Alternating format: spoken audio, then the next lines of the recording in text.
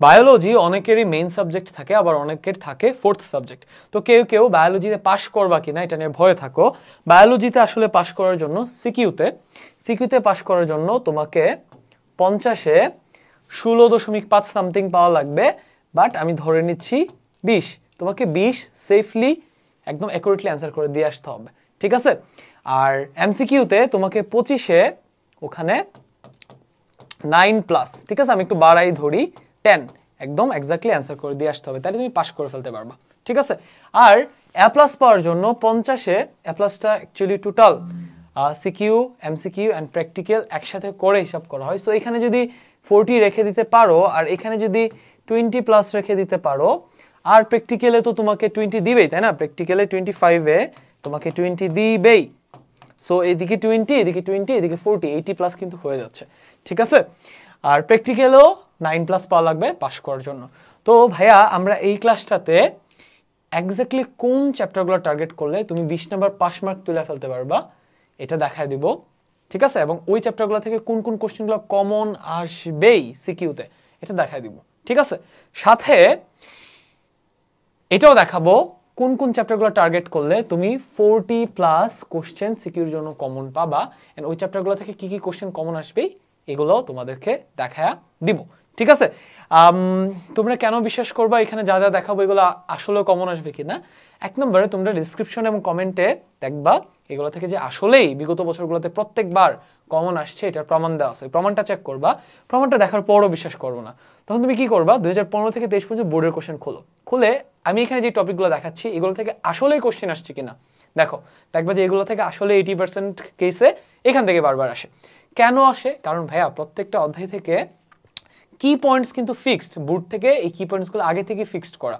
So তোমাকে স্কুলে কিংবা তোমাকে প্রাইভেটে কোচিংয়ে কিংবা বইয়ে তুমি যত হাবিজাবি পড়ো না কেন, দিন শেষে কিন্তু বোর্ড থেকে এক্সামিনারদেরকে বলে দেয় এই স্পেসিফিক কি পয়েন্টসগুলোর বাইরে কোশ্চেন করতে পারবেন না।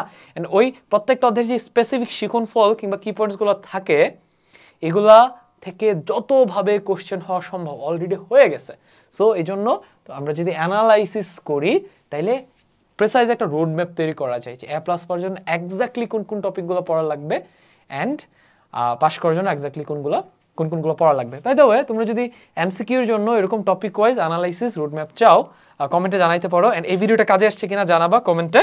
অ্যান্ড এই ভিডিওতে যদি ইনাফ কাজে আসতেছে নাকি এটা কেমনে বুঝাবা, যদি কাজে এসে থাকে অবশ্যই লাইক দিবা, যত বেশি লাইক দিব তখন বুঝবো যে না ভিডিওটা ওদের কাজে আসতেছে। সো এমসিকিউ নিয়ে অ্যানালাইসিস রোড ম্যাপ বানানো উচিত, ঠিক আছে? তাইলে আসো আমরা প্ল্যানটা দেখা ফেলে আমাদের রোড ম্যাপটা, ঠিক আছে? ভাইয়া দেখো এখানে আচ্ছা ভাইয়া এখানে দেখো টোটাল 1টা 2টা 3টা 4টা 5টা 6টা 7টা বক্স করা আছে। 1টা 2টা 3টা 4টা 5টা 6টা 7টা বক্স করা আছে, ঠিক আছে? এই 7টা বক্স থেকে 7টা সিকিউ থাকবে। তাহলে তোমার পাস করার জন্য ভাইয়া কত নাম্বার দরকার? 20 নাম্বার দরকার সিকিউতে, তাই না? তোমার দরকার 20 নাম্বার। এটা আমি এখান থেকে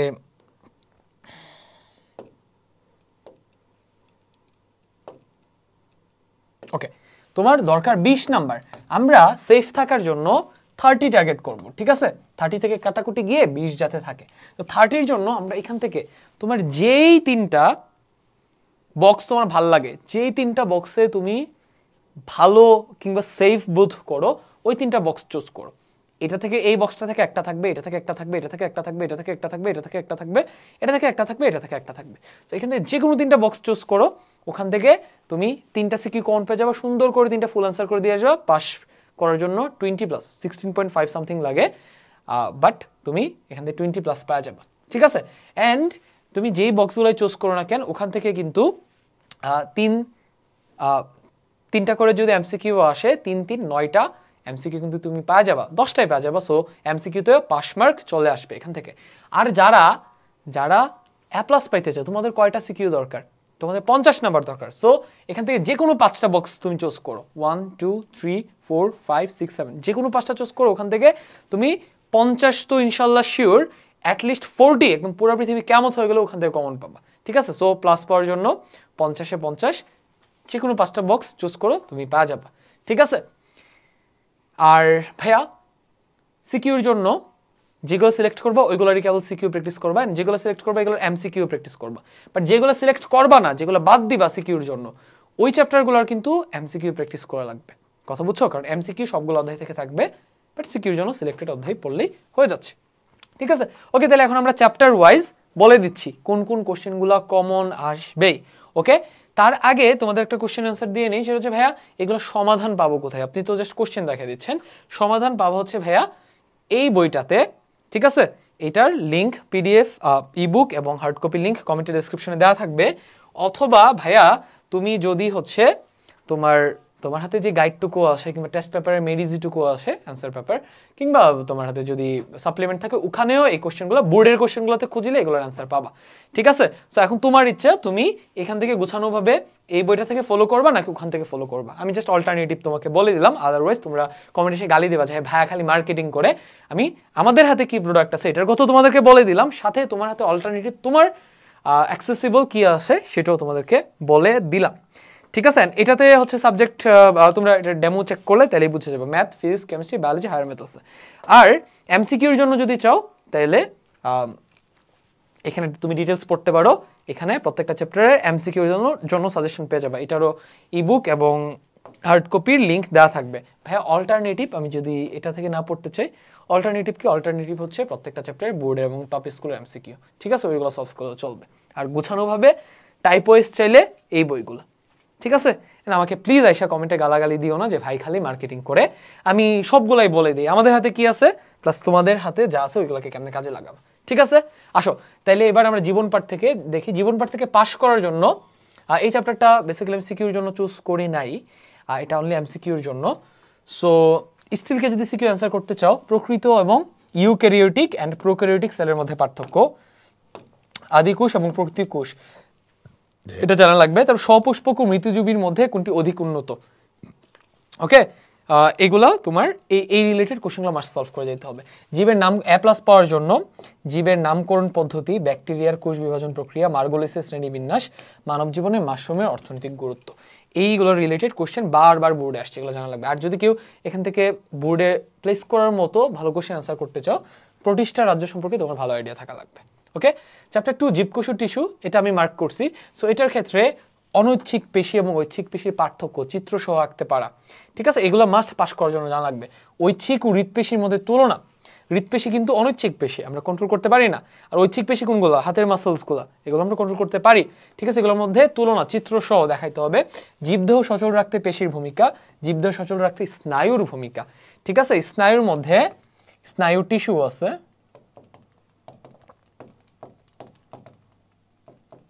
ঠিক আছে, স্নায়ু টিস্যুর বৈশিষ্ট্য ভালো করে জেনে যাবা।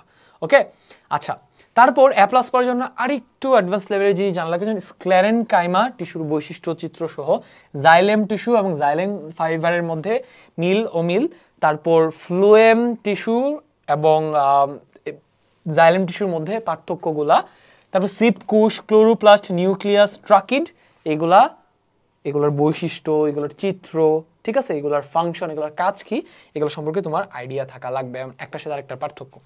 কোষ বিভাজন এই চ্যাপ্টারটা থেকে যদি আমরা দেখি তাহলে মাইটোসিস, মিউসিস, মাইটোসিস বিভাজনটা কি, বৈশিষ্ট্যগুলো কি, কয়টা ধাপে হয়, কেন হয়, মিউসিস সেম বৈশিষ্ট্য কি, মিউসিস কোথায় হয়, কেন হয়, ঠিক আছে, মিউসিসের প্রক্রিয়া ধাপগুলো কি কি, এবং মাইটোসিস এবং মিউসিসের পার্থক্য চিত্রসহ বলতে পারতে হবে। ঠিক আছে, মাইটোসিস সঠিকভাবে না হলে জীবদেহে কি কি সমস্যা হবে, ক্যান্সার হইতে পারে, এগুলো রিলেটেড কোশ্চেন আসবে। তারপর যদি বলি জীবের গুণ ও স্থিতিশীলতা রক্ষায় মাইটোসিস ও মিউসিস, মিউসিস হচ্ছে বেসিক্যালি প্রজাতির যে ধারাবাহিকতা এটা রক্ষা করতে হেল্প করে। আর মাইটোসিস কি করে? মাইটোসিস হচ্ছে দেহকোষ বৃদ্ধিতে কাজ করে, তাই না? আচ্ছা, তারপর বোর্ডে প্লেস পাওয়ার জন্য ক্যারিওকাইনেসিস, ক্যারিওকাইনেসিস মানে যেন কি নিউক্লিয়াসের বিভাজন, আর সাইটোকাইনেসিস মানে যেন কি সাইটোপ্লাজমের বিভাজন। সো ক্যারিওকাইনেসিস এবং সাইটোকাইনেসিসের পার্থক্য, কোনটা বেশি টাইম নেয়, কোনটা কম টাইম নেয়, ক্যারিওকাইনেসিসের সময় কোন অঙ্গাণুগুলো আলাদা হয়, সাইটোকাইনেসিসের সময় কোন অঙ্গাণুগুলো আলাদা হয়, এগুলা একদম প্রিসাইসলি জেনে যাবে। জীবনী শক্তি থেকে যদি বলি, ভাইয়া শালুক সংশ্লেষণ সম্পর্কে তোমার পূর্ণাঙ্গ ধারণা থাকা লাগবে। শালুক সংশ্লেষণ কি, বিক্রিয়াটা লিখতে পারা, তারপর হচ্ছে সালোক সংশ্লেষণ না হইলে পুরা জীবজগতের কি হইতো, এগুলা পুঙ্খানুপুঙ্খানুভাবে জানা লাগবে। সিমিলারলি শ্বসন প্রক্রিয়াটা কি, শ্বসনের বিক্রিয়া, শ্বসন ছাড়া পুরো জীবজগতের কি হইতো, এগুলা বলতে এগুলোর রিলেটেড জিনিসপত্র তোমার আইডিয়া থাকা লাগবে। অ্যান্ড সালোক সংশ্লেষণের ক্ষেত্রে কিন্তু ভাইয়া সালোক সংশ্লেষণের যে ধাপগুলা অ্যান্ড সালোক সংশ্লেষণের বেশ কিছু চক্র আছে, C3 C4, ওই চক্রগুলো সম্পর্কে তোমার একদম প্রিসাইজ আইডিয়া থাকা লাগবে। ঠিক আছে, রাতে সালোক সংশ্লেষণ, ক্লোরোপ্লাস্ট, প্রাণী জগতের সালোক সংশ্লেষণের গুরুত্ব কিছুক্ষণ আগে আমি তোমাদেরকে বললাম। সালোক সংশ্লেষণের কার্বন ডাইঅক্সাইডের প্রভাব, শ্বসন দ্বারা শক্তি নির্গমন, শ্বসনের প্রভাবক, স্পেসিফিক করে এগুলো রিলেটেড কোশ্চেন সলভ করে যাবে। সমাধান কোথায় পাবা সেটা তো বলেই দিলাম, ওখানে সমাধান দেখে যাবে। এসিটাইল কোয়ে ওই যে C3 তারপর C4 চক্রগুলোর ভেতরে C3 উদ্ভিদ কোনগুলা, C4 উদ্ভিদ কোনগুলা, এগুলো জানা লাগবে। অ্যান্ড ওই চক্রগুলা একটার সাথে আরেকটা পার্থক্য, ওই চক্রগুলার ফুল চক্র ডাকতে পারতে হবে, চক্রের কোন ধাপে কোন এনজাইম ব্যবহৃত হয়, হ্যাঁ, কোন যৌগটা উৎপন্ন হয়, কোন যৌগটা ভাঙে, এগুলো কতটুকু এটিপি উৎপন্ন হয়, কতটুকু এডিপি উৎপন্ন হয়, কতটুকু NADPH2 উৎপন্ন হয়, এগুলা তোমার একদম প্রিসাইজলি ব্যাখ্যা দিতে পারতে হবে। ঠিক আছে, ক্রেবস চক্র গেল, ডান, এই চ্যাপ্টারটা শেষ। খাদ্য, পুষ্টি এবং পরিপাক, এই চ্যাপ্টারটার ক্ষেত্রে ভাইয়া তোমাকে আমি যদি একদম স্পেসিফিক করে বলি, পরিপাকের পাঠ্যক্রমে মুখে কি কি পরিপাক হয়, পাকস্থলিতে কি কি পরিপাক হয়, ক্ষুদ্রান্ত্রে কি কি পরিপাক হয়, বৃহদান্ত্রে কি আদৌ পরিপাক হয়, না হইলে কেন হয় না, ওখানে কি হয়, প্রত্যেকটা পার্টে পরিপাক কোন কোন খাবারের পরিপাক হয়, যেমন শর্করার পরিপাক হয় শুরু হয় মুখ থেকে, পেটের ভিতরে হচ্ছে শর্করা এবং আমিষ পরিপাক হয়, আর স্নেহ কিন্তু মুখে কিংবা পেটে হয় না, ক্ষুদ্রান্ত্রে হয়, তাই না? সো এগুলি স্পেসিফিক করে জানা লাগবে। প্রত্যেকটা পুষ্টি উপাদানের পরিপাকের জন্য আলাদা আলাদা এনজাইম লাগে, তাই না? প্রোটিনের জন্য এক ধরনের এনজাইম লাগে, শর্করার জন্য এক ধরনের এনজাইম লাগে, স্নেহের জন্য আরেক ধরনের এনজাইম লাগে, কোনটার ক্ষেত্রে কোন এনজাইম লাগে, এগুলো একদম স্পেসিফিক করে বিক্রিয়া আকারে জানা লাগবে। ঠিক আছে, এটা হচ্ছে পরিপাক পার্ট থেকে। ওকে, পুষ্টির ক্ষেত্রে কোন খাবারে কি পুষ্টি আছে, ওকে, এগুলো স্পেসিফিক করে জানা লাগবে। BMI, তারপর BMR ক্যালকুলেশনসের ইকুয়েশনসগুলো জানা লাগবে, এখান থেকে ম্যাথ আসবে। ওকে, সো রোগ প্রতিরোধে ফলমূল ও ভিটামিনের গুরুত্ব জেনে নিবা, এখান থেকে কোশ্চেন আসবে। ক্যালোরি চাহিদা নির্ণয়, হ্যাঁ, বয়স এবং জেন্ডার এন্ড ওজন এন্ড প্রতিদিন একজন মানুষ কতটুকু অ্যাক্টিভ, এটার উপর বেস করে ক্যালোরি চাহিদা নির্ণয় করতে পারতে হবে। আমিষ পরিপাক প্রক্রিয়া কিছুক্ষণ আগে বললাম। মোট শক্তি নির্ণয়, মোট শক্তি নির্ণয়ের ক্ষেত্রে স্নেহের 1 গ্রাম স্নেহে কতটুকু শক্তি আছে, 1 গ্রাম শর্করাতে কতটুকু শক্তি আছে, 1 গ্রাম আমিষে কতটুকু শক্তি আছে, এগুলো জানা লাগবে। ঠিক আছে, শর্করা পরিপাক প্রক্রিয়া, স্নেহ পরিপাক প্রক্রিয়া, যকৃতের কার্যকারিতা, তারপর আরো একটা গ্ল্যান্ড আছে অগ্নাশয়, অগ্নাশয় থেকে কি কি নিঃসৃত হয়, এগুলো জানা লাগবে। তোমাকে কিন্তু পরিপাক তন্ত্রটার ছবি আঁকতে পারতে হবে। ঠিক আছে, মাঝে মাঝে এমনও কোশ্চেন করে একদম মুখ থেকে একদম বৃহদান্ত্র পর্যন্ত কিংবা পায়ুপথ পর্যন্ত একটা খাবার কিভাবে, হ্যাঁ, পরিপাক হয়, পেটের ভেতরে যায়, পেটের ভেতরে গিয়ে খাবারটা কায়েমে পরিণত হয়, একদম ডিটেইলড ব্যাখ্যা দিতে পারতে হবে। ঠিক আছে, পিত্তথলি ও অগ্নাশয়ে পরিপাকের ভূমিকা কিছুক্ষণ আগেই বললাম। BMI এবং BMR নির্ণয় করা রিলেটেড ম্যাথ আসবে। ওকে, তারপর জীবে পরিবহন, এটার ক্ষেত্রে ভাইয়া জীবে পরিবহনের ক্ষেত্রে একটা জিনিস বুঝো, এখানে কিন্তু বলে নাই আচ্ছা জীব। ওকে, সো জীব বলতে এখানে বেসিক্যালি উদ্ভিদ এবং প্রাণী দুইটাই বোঝাচ্ছে, প্রাণীতে পরিবহন বলা নাই। ঠিক আছে, সো এখানে হার্টের এই চ্যাপ্টারে মাস্ট তোমাকে হার্টের ছবি আঁকতে পারতে হবে। অ্যান্ড হার্টের মধ্যে যে 4টা প্রকোষ্ঠ আছে, উপরের প্রকোষ্ঠগুলোর স্পেশাল নাম আছে, নিচের প্রকোষ্ঠগুলোর স্পেশাল নাম আছে, একটা প্রকোষ্ঠ থেকে আরেকটা প্রকোষ্ঠে রক্তে যাওয়ার সময় বাল্ব আছে, বাল্বগুলোর নাম আছে, স্পেসিফিক করে জানতে হবে। উপরের 2টা প্রকোষ্ঠে কোন কোন শিরা উপশিরা, শিরা কিংবা ধমনী কানেক্টেড, নিচের গুলোর ক্ষেত্রে কোন শিরা এবং ধমনী কানেক্টেড, নিচের গুলোর ক্ষেত্রে কি কানেক্টেড থাকে, থাকে না, উপরের 2টা প্রকোষ্ঠের সাথে কানেক্টেড থাকে। সো এগুলি স্পেসিফিক করে নাম সহ জানা লাগবে। ঠিক আছে, মানবদেহে রক্তের প্রয়োজনীয়তা, রক্তদানের গ্রুপ নির্ণয়ের প্রয়োজনীয়তা, প্রস্বেদন অতি প্রয়োজনীয়, এটা হচ্ছে উদ্ভিদের পরিবহনের ক্ষেত্রে এই টপিকটা তোমার জানা লাগবে। ধমনী এবং শিরার মধ্যে পার্থক্য কি, এখানে স্পেশাল কিছু ধমনী আছে, পালমোনারি ধমনী এবং পালমোনারি শিরা। ঠিক আছে, এগুলোর পার্থক্য কি? এই ক্লাসে তো আমি ডিটেলসে যাইতে পারবো না, স্পেসিফিক কিওয়ার্ডগুলো বলে দিব, ওই কিওয়ার্ডগুলো রিলেটেড কোশ্চেন মাস্ট সলভ করে যাবা, এখান থেকে কমন আসবে, ঠিক আছে। তারপর পাকস্থলীর পেশি, অনৈচ্ছিক পেশি, রক্তকণিকার গুরুত্ব, শ্বেত রক্তকণিকা, লোহিত রক্তকণিকা, অনুচক্রিকা, কোনটার কি কাজ, হ্যাঁ এগুলো স্পষ্ট করে ব্যাখ্যা করতে পারতে হবে। হৃৎপিণ্ডের ভূমিকা এবং গঠন এবং চিত্র আঁকতে পারা, খনিজ লবণ মাটিতে, এবার এই গাছের পরিবহন, খনিজ লবণ এক এক ধরনের খনিজ লবণ এক একভাবে শোষিত হয়, কোনোটা অ্যাক্টিভলি কোনোটা প্যাসিভলি, এগুলো ব্যাখ্যা দিতে পারতে হবে, ঠিক আছে, ডান। অ্যান্ড এই যে বললাম না হৃৎপিণ্ডের গঠন জানা লাগবে, এটা জানলে এই চ্যাপ্টার থেকে যে কোনো কোশ্চেন আসলে মানুষের প্রাণীদেহের পরিবহন সম্পর্কে যে কোনো কোশ্চেন অ্যান্সার করতে পারবে, ঠিক আছে। আবার গ্যাসীয় বিনিময়, এটার ক্ষেত্রে গ্যাসীয় বিনিময় বেসিক্যালি ওই যে আমাদের শ্বসনতন্ত্র নিয়ে এখানে কোশ্চেন হবে আর কি। তো তোমরা জানো, চ্যাপ্টার অবশ্যই তুমি পড়ে নিছো। অক্সিজেন কিভাবে শোষণ করে, ফুসফুস থেকে কিভাবে, অ্যালভিওলাইগুলা থেকে কিভাবে একদম শিরা, উপশিরা, মানে শিরা জালিকা ওখান থেকে হয়ে উপশিরা, তারপর শিরায় কিভাবে ধমনীতে ওইখানে রক্ত যায়, এগুলো ব্যাখ্যা দিতে পারতে হবে। ফুসফুস সুস্থ রাখার উপায় এবং ফুসফুসে কি কি রোগ হইতে পারে এইগুলার ব্যাখ্যা, হ্যাঁ কোন রোগ, এই যে যেমন যক্ষা, নিউমোনিয়া, ফুসফুস ক্যান্সার, এই রোগগুলা কেন হয়, ঠিক আছে, বা এই রোগগুলো যাতে না হয় সেটার জন্য কি করতে পারি, কিংবা হয়ে গেলে এটার প্রতিকার কি, প্রতিকার প্রতিরোধ, এগুলো সম্পর্কে আইডিয়া দিতে পারতে হবে।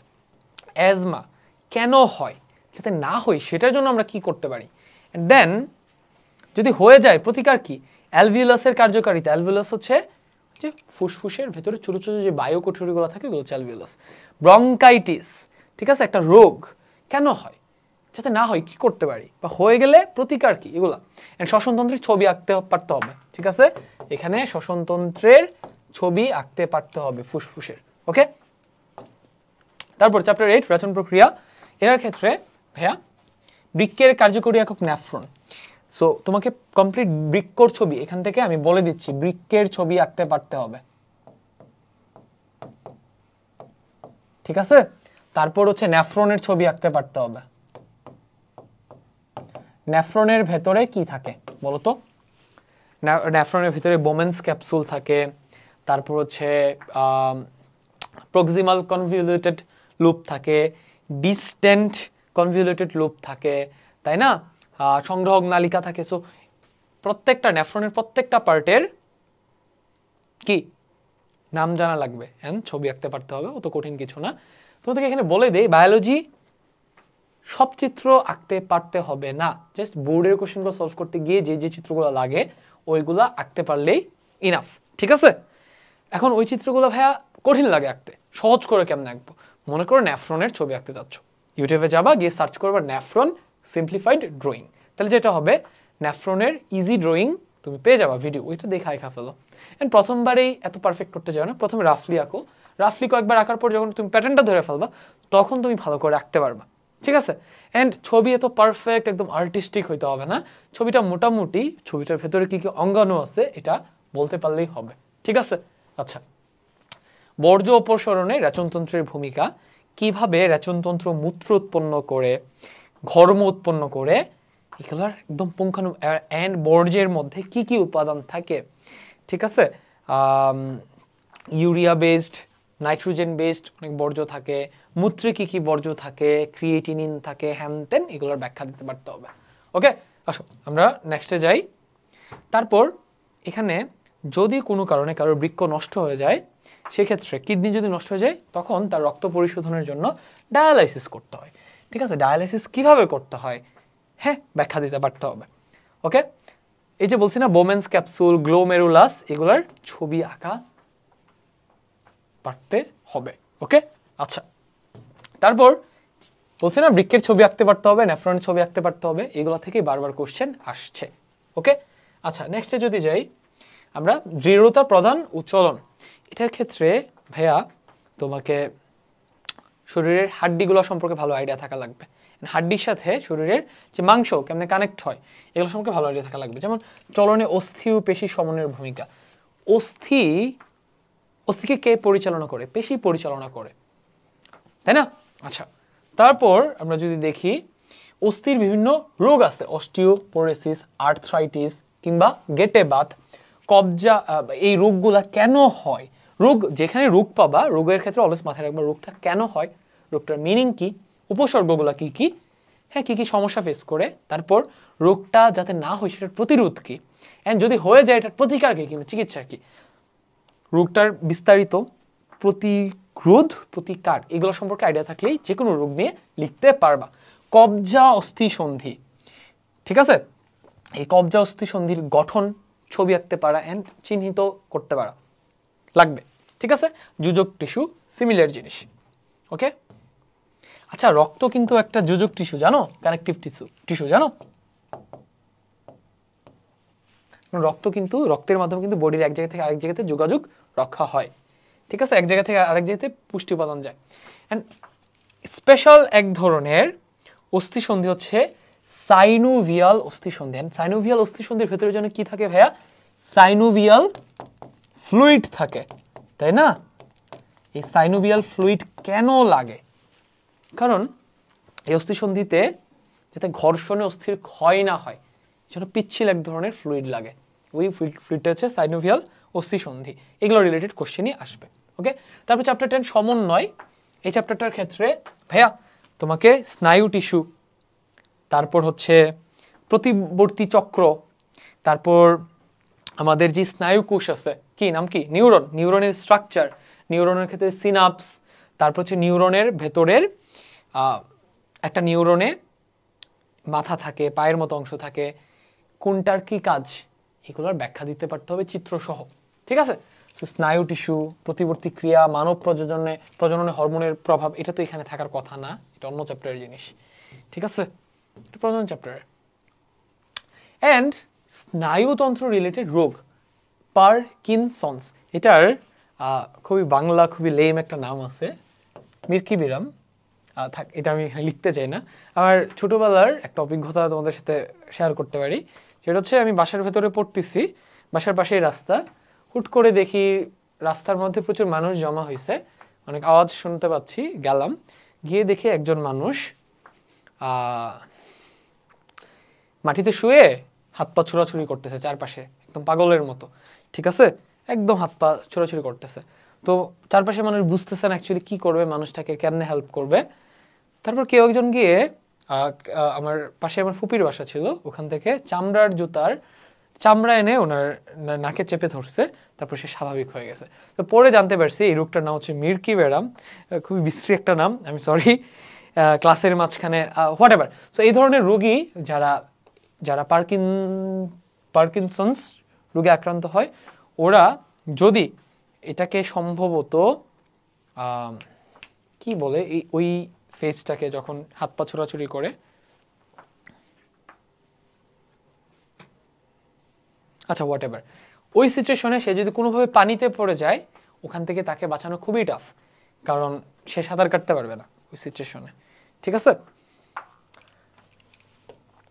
সো পার্কিনসন্স রোগটা কেন হয়, উপসর্গগুলো কি কি, এটার প্রতিকার কি, প্রতিরোধ কি, কোশ্চেন আসবে। থাইরয়েড গ্রন্থি, অ্যাড্রিনাল গ্রন্থি, এইগুলো থেকে কি নিঃসৃত হয়, এনে এই গ্রন্থিগুলোর কাজ কি, গ্রন্থিগুলোর অবস্থান কোথায়, এগুলো বলতে পারতে হবে, ঠিক আছে। ইনসুলিন হরমোন কাজ কি, বৃদ্ধি হরমোন কাজ কি, এটা এই যে এখানে কিন্তু তোমাকে ব্রেইন, মাথার স্ট্রাকচার অত একটা ইম্পর্টেন্ট না, বাট তোমাকে ব্রেইন আঁকতে পারতে হবে, ব্রেইনের চিত্র আঁকতে পারতে হবে, ঠিক আছে। সেরিব্রাম, ঠিক আছে, তারপর অ্যামিগডালা, পশ্চাৎ মস্তিষ্ক, অগ্র মস্তিষ্ক, গ্রে ম্যাটার, হোয়াইট ম্যাটার, এগুলোর পুঙ্খানুপুঙ্খ ব্যাখ্যা তোমাকে দিতে পারতে হবে, ওকে। তারপর যদি আমরা সামনে আগাই, জীবের প্রজননের ক্ষেত্রে এখানে প্রথমে উদ্ভিদের প্রজনন নিয়ে কোশ্চেন করবে, পরাগধানী কি, ঠিক আছে, গর্ভমুণ্ড কি, তারপর হচ্ছে এই তো এইগুলা, একটা আদর্শ ফুলের কয়টা অংশ থাকে, 5টা অংশ থাকে, ওই 5টা অংশ কি কি, ঠিক আছে, এগুলো চিত্রসহ দেখাইতে পারতে হবে। জবা ফুলেরটা দেখাইতে পারলে চলবে, ওকে, জাস্ট জবা ফুলেরটা দেখাইতে পারলে হয়ে যাবে, ঠিক আছে। আচ্ছা এটা যেহেতু আমার লাগতেছে আমি রেখে দিই, তাহলে আমার ক্লাস নিতে আরো কমফোর্টেবল লাগবে, ঠিক আছে। আচ্ছা তারপর হচ্ছে এবার মানুষের যেই কিংবা প্রাণীর যেই প্রজনন, ডিম্বাণু কিভাবে বিকাশ করে, ঠিক আছে, ভ্রূণ কিভাবে সৃষ্টি হয়, আর এগুলো হচ্ছে আবার উদ্ভিদ। শস্য সৃষ্টির প্রক্রিয়া, মানব শিশু সৃষ্টির প্রক্রিয়া, তারপর স্ত্রী গ্যামেটোফাইট, এটা উদ্ভিদ এবং প্রাণী দুইটাতেই, এটা স্পেশালি উদ্ভিদের ক্ষেত্রে এগুলা স্ত্রী গ্যামেটোফাইট কিভাবে বিকাশ করে এগুলো তোমাকে এক্সপ্লেন করতে পারতে হবে, ঠিক আছে। তারপর জীবের বংশগতি বিবর্তন, এখানে লিঙ্গ নির্ধারণে ক্রোমোজোমের ভূমিকা, কোন ক্রোমোজোম এখানে ভূমিকা রাখে, সেক্স ক্রোমোজোম, ঠিক আছে, ক্রোমোজোম। ওকে, সো সেক্স ক্রোমোজোমে কি কি থাকে, কোন কোন ক্রোমোজোম থাকে, ঠিক আছে। লিঙ্গ নির্ধারণে বাবার ভূমিকা কি, মায়ের ভূমিকা কি, স্পেসিফিক করে জানা লাগবে। ওকে, জিন, জিন কিভাবে মা বাবা থেকে সন্তান সন্ততিতে বৈশিষ্ট্যগুলোকে বহন করে নিয়ে যায়, কিভাবে মানুষের জিন তো বৈশিষ্ট্যগুলো বহন করে না, বহন করে হচ্ছে ক্রোমোজোম, ক্রোমোজোম জিনগুলোকে বহন করে নিয়ে যায়, জিন সেই বৈশিষ্ট্যগুলো নির্ধারণে ভূমিকা রাখে, ঠিক আছে। কিভাবে রাখে এটা ব্যাখ্যা করতে পারতে হবে, ঠিক আছে। আচ্ছা, ওকে। তারপর এখান থেকে ডিএনএ এর গঠন, ডিএনএ সংখ্যা বৃদ্ধি, মৃত ব্যক্তি শনাক্তকরণে ডিএনএ কেমনে কাজে লাগে, এখান থেকে কোশ্চেন করবে। এন্ড ডিএনএ এর ছবি আঁকতে পারতে হবে, ওকে, ডাবল হেলিক্স ডিএনএ এর ছবি আঁকতে পারতে হবে, ওকে। এখানে ডিএনএ একটা ছবি এঁকে দিব,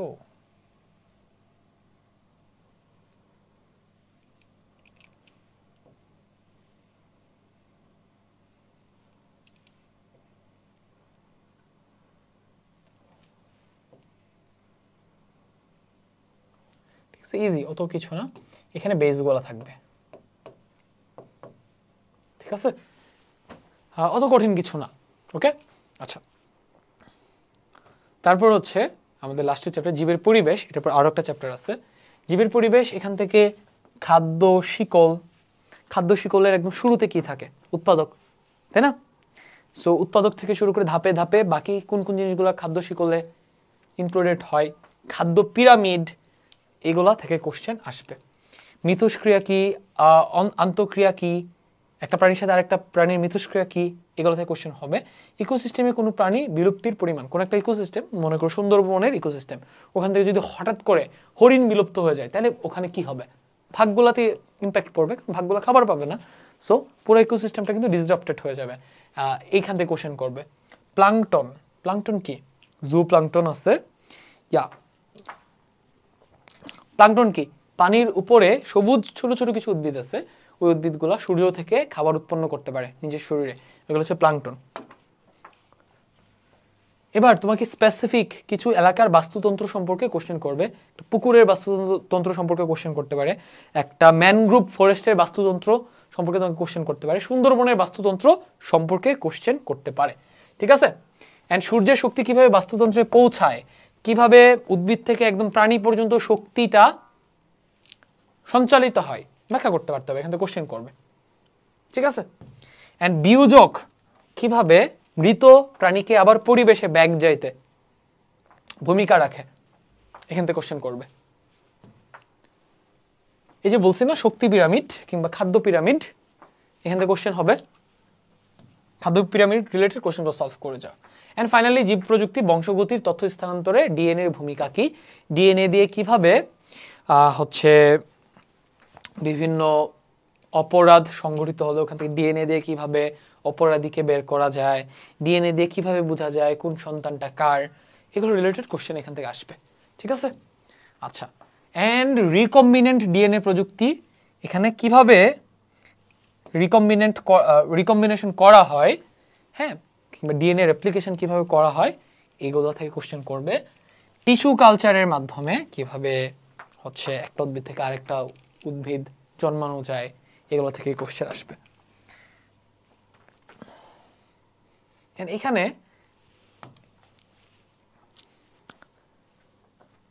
বায়োটেকনোলজি ইউজ করে অনেক কিছু করা যায়, যেমন ভালো কাজ যেমন করা যায়, খারাপ কাজও করা যায়। সেই ক্ষেত্রে আমাদেরকে অবশ্যই এখানে মরাল কিছু ভ্যালুস ঠিক রেখে টেকনোলজিকে ইউজ করতে হবে।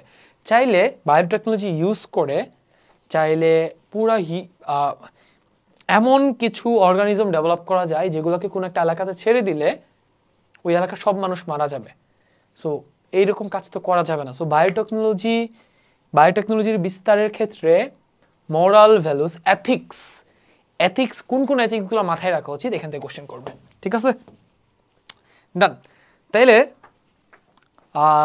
বায়োলজি ক্লাসে আসলে জাস্ট এখানে আমাকে টাইপ ওয়াইজও আসলে অ্যানালাইজ করার সুযোগ নেই, ফিজিক্স কেমিস্ট্রিতে যেরকমটা করছিলাম। এখানে যে কোশ্চেনগুলো বলতেছি এই কোশ্চেনগুলো এক একটা টাইপ, তাই না? সো তুমি ওই কিউএনএসএস সেশনের সলিউশন থেকে এই সবগুলা তুমি পাস করার জন্য যে চ্যাপ্টার চুজ করবা এগুলোর সবগুলা সিকিউ সলভ করে যাবা, চিত্রগুলো ভালো মতো এঁকে যাবা। ঠিক আছে, যে পয়েন্টগুলো বলছি এগুলো থেকে কখ থাকবে। আর এ প্লাস পাওয়ার জন্য যে চ্যাপ্টারগুলো সিলেক্ট করবা তুমি 7টা থেকে যে বক্সগুলো সিলেক্ট করবো ওইগুলোর জাস্ট এই কোশ্চেনগুলো সলভ করে গেলেই হবে। ঠিক আছে, আর তুমি চাইলে তোমার বই থেকেও করতে পারো, জাস্ট বোর্ডের গুলো করলেই চলবে। আর এমসিকিউর জন্য কিন্তু সবগুলো চ্যাপ্টারই বোর্ডের এবং টপিকসগুলো এমসিকিউ সলভ করা লাগবে, কিংবা ওই বই থেকে যে কয়টা এমসিকিউ আছে সবগুলো সলভ করা লাগবে। ওকে, এই তো যা যা টপিক বললাম এইগুলার যত সিকিউ আছে যদি সলভ করে যাও তোমার এক্সাম হলে কমন আসবেই। সিকিউর জন্য সব চ্যাপ্টার দরকার নাই। এ প্লাস পাওয়ার জন্য ওই 7টা বক্স থেকে যে কোনো 5টা বক্স চুজ করো, পাস করার জন্য যে কোনো 3টা বক্স চুজ করো, তাইলেই পাস করার জন্য এবং এ প্লাস পাওয়ার জন্য ঠিক যে কয়টা সিকিউ দরকার ওই কয়টা এক্সাম হলে কমন আসবেই।